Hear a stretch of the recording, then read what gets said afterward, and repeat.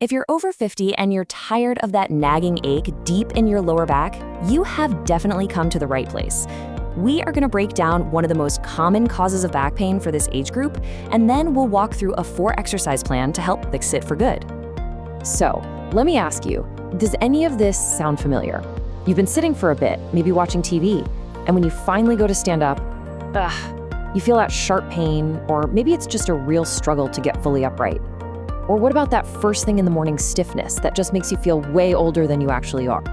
You know, if you're nodding your head right now, I want you to know you are so far from alone. This is an incredibly common issue. And the best news is it usually has a very clear cause and a very direct solution. Okay, let's dive right in. First things first, we've got to make sure we're talking about the exact same problem. So this next part is all about helping you confirm if this is truly the source of your discomfort. So just run through this little mental checklist with me. We've already talked about that pain after sitting, but what about when you bend over to lift something? Do you get a little twinge then? And that morning stiffness we mentioned, is putting on your socks and shoes a daily battle? For some people, it's even painful just to roll over in bed. If these points are really hitting home, well, then this explainer is definitely for you. All right, so now that we've kind of zeroed in on the symptoms, let's get to the root of it. What is actually causing this specific type of pain? You know, the answer is probably a whole lot simpler than you think. I want you to meet the lumbosacral joint. This little guy is the very lowest joint in your entire spine. It's a real workhorse, but especially after we hit 50, things can start to get a little bit of natural wear and tear. And this spot, it becomes the most likely to get stiff, irritated, and, you guessed it, painful. And here it is, the culprit. Every single time we sit down and let our lower back sag or round backwards, we're basically jamming this joint. We're pushing it out of its normal, happy alignment. It's really just a simple mechanical problem that's caused by a habit we do every single day.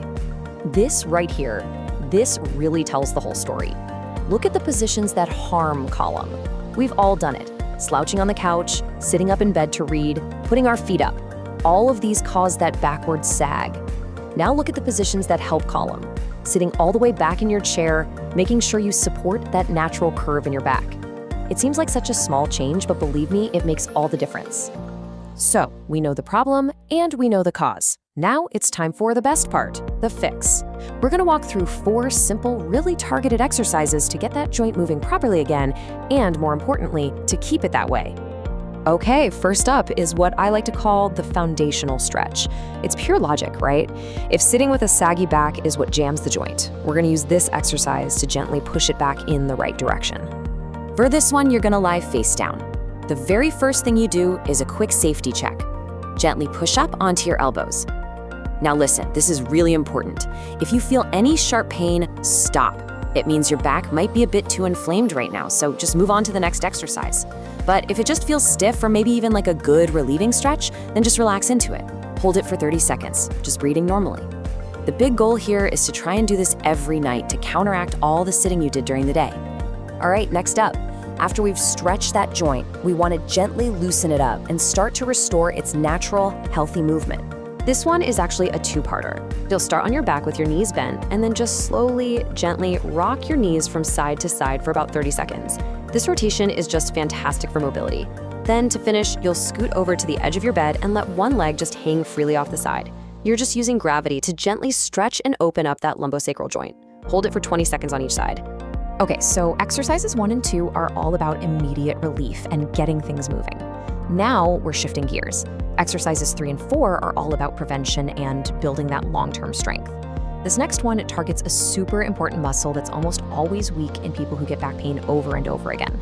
For this, we're going onto our hands and knees. The absolute key here is stability. So first, you flatten your back a little by pulling in your stomach muscles. Then, you lift one arm straight out in front of you, and this is the tricky part, you lift the opposite knee just an inch off the ground. The goal is to hold that for 5 seconds without letting your body shift or twist at all. This really targets that deep multifidus muscle. And hey, as you get stronger, you can progress to lifting the opposite arm and leg all the way out. And now for our final exercise. This one is all about the muscles that support your pelvis. See, if those get weak, it can actually cause your pelvis to tilt, which in turn really irritates that lumbosacral joint we've been talking so much about. So for this one, you'll stand on one leg, and you can face a wall for a little bit of balance if you need it. Now with your other leg, you're gonna make large, slow, controlled circles. The focus here is not on speed. It's all about the size and control of the movement. You'll keep going until you feel a gentle fatigue building up in the muscles on the side of your standing leg's hip.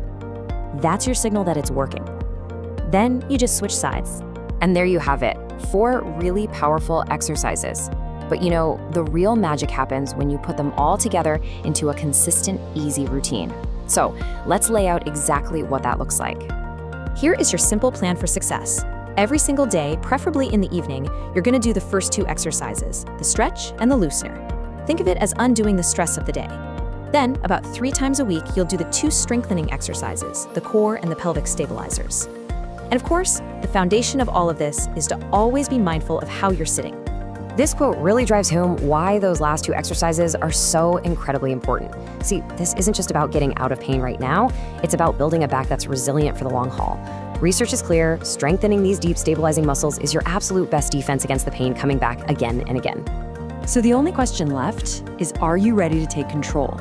With these 4 simple exercises and just a little more attention to how you sit, you have a clear, actionable path to building a stronger, more resilient, and best of all, a pain-free back.